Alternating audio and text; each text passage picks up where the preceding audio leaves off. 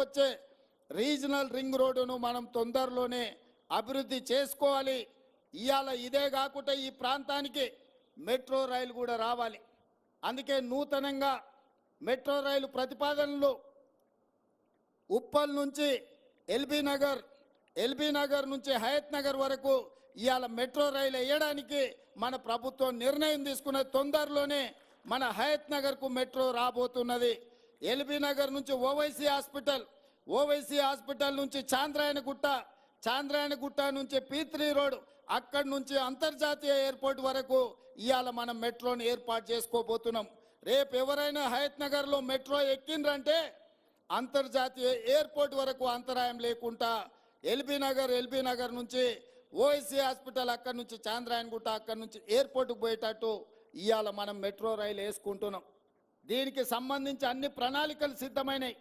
6 నెలలు మన ప్రభుత్వం వచ్చి అవి పూర్తి చేసుకుంటే 3 నెలలు పార్లమెంట్ ఎన్నికల కోడులోనే మన కాలం గడిచిపోయింది. నిన్న మొన్ననే ఎన్నికలు ముగిసినాయి. ఇప్పుడే పరిపాలన మీద దృష్టి పెట్టినాం. ప్రణాళికబద్ధంగా అభివృద్ధి చేసుకోవాలి.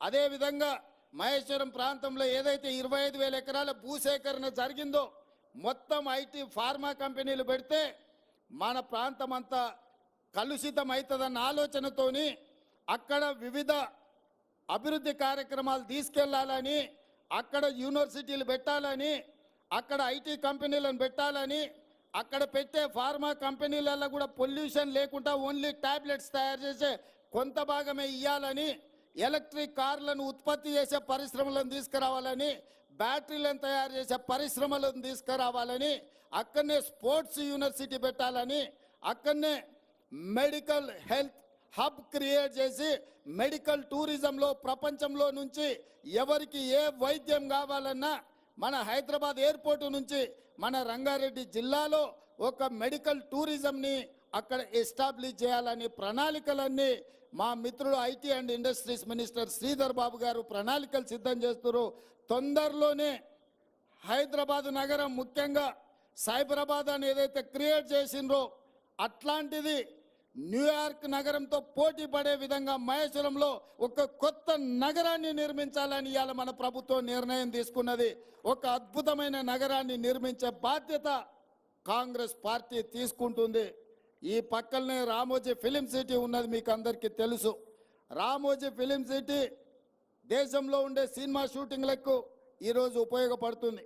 కానీ మా ప్రభుత్వం ఇంకొక ఫిలిం సిటీని క్రియేట్ చేయాలని ముంబైలో, మహారాష్ట్రలో ఉన్న హిందీ ఫిల్మ్ ఇండస్ట్రీ మొత్తం ఇక్కడికి రావాలి. మన రాచకొండ గుట్టలు, మన ప్రాంతం అద్భుతంగా, మనము ఊటీలు ఎక్కడెక్కడికో పోతున్నాం.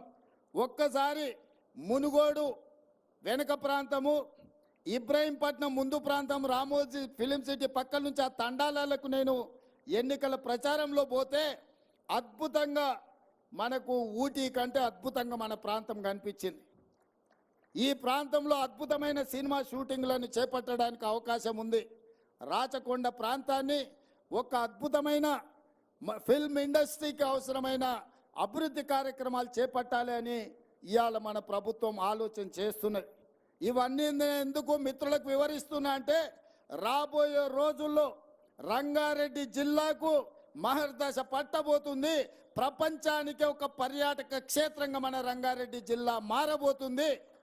మన పిల్లలకు ఉద్యోగ ఉపాధి అవకాశాలు కల్పించే బాధ్యత మన ప్రభుత్వం తీసుకుంటుంది. ఇవాళ ఈయన ఏమీ చేస్తలేదు అన్నట్టుగా మాట్లాడుతున్నారు. నేను అడగదలుచుకున్నాను.